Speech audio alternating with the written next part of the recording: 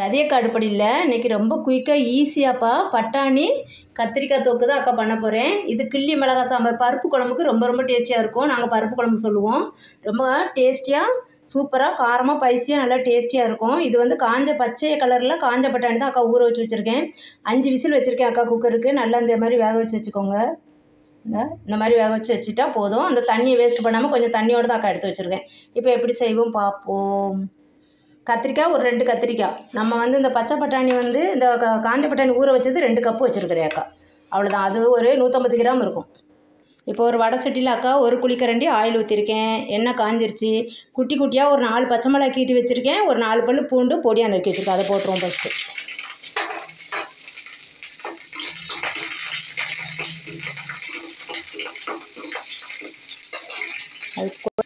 இப்போ பூண்டு பச்சை மிளகாய் லைட்டாக வதங்கிருச்சு. இப்போ வந்து 2 பெரிய வெங்காயம், 2 வெங்காயம் மீடியம் சைஸ் 2 வெங்காயம் பொடியாக நறுக்கி வச்சுருக்கிறேன். அதை போட்டுருவோம். இது கொஞ்சம் லைட்டாக வதங்கட்டும். இப்போ கொஞ்சம் வெங்காயம் வதங்குறதுக்கு ஒரு 1/2 ஸ்பூன் தூள் உப்பு வச்சுருக்கிறேன். கல் உப்பில் தூள் பண்ணி வச்சுருக்கிறேன்.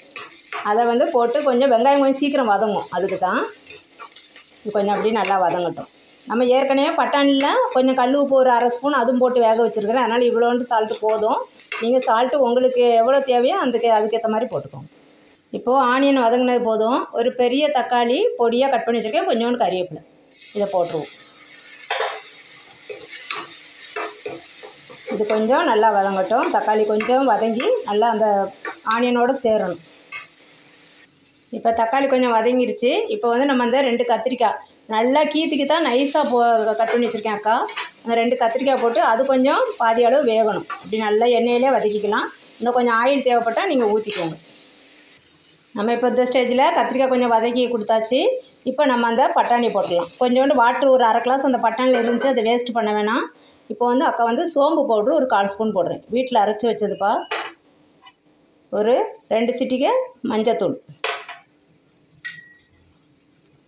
இப்போ வந்து இது ஒரு 1/2 ஸ்பூனு தனியாத்தூள். தனித்தனியாக தான் அக்கா அரைப்பேன். இது மிளகாத்தூள். தனி மிளகாத்தூள் வந்து ஒரு 1 ஸ்பூன். சின்ன ஸ்பூனுக்கு 1 ஸ்பூன் ஃபுல்லாக எடுத்துருக்கிறேன்.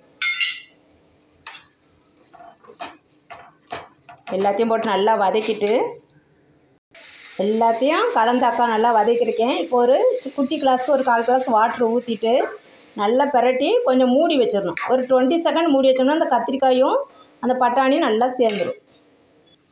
அப்படியே நல்லா கிளறி காரம் சால்ட்டெல்லாம் பார்த்துருங்க. அப்படியே நம்ம ஒரு 20 செகண்ட் அப்படியே மூடி வைக்கலாம். 2 நல்லா மசாலா நல்லா கலந்து அந்த பட்டாணி வந்து நல்லா மிக்ஸ் ஆகணும். இப்போ 10 செகண்ட் கழித்து இடையில ஒரு தடவை நம்ம எடுத்து கொஞ்சம் கிளறி விட்டுக்கலாம். கொஞ்சம் அடிக்கடி பிடிச்சலாம் பார்த்துக்கணும்ல. இது கரெக்டாக வரும் இந்த மசாலா.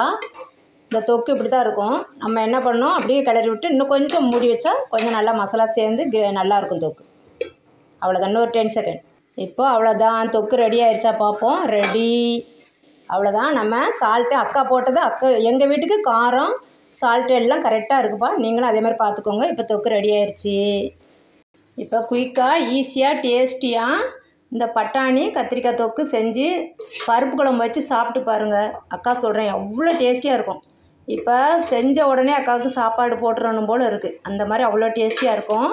இது அக்கா வீட்டில் ரொம்ப ஃபேவரேட். எல்லாருக்கும் பிடிக்கும். பருப்பு குழம்பு வச்சு ஃப்ரைடே டியூஸ்டே பருப்பு குழம்பு வச்சா அந்த தொக்கு தான் அக்கா பண்ணுவேன்.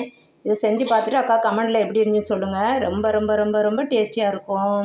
செஞ்சு பாருங்கள். தேங்க்யூ. ரதியக்கா அடுப்படிக்கு சப்ஸ்கிரைப் பண்ணுங்க.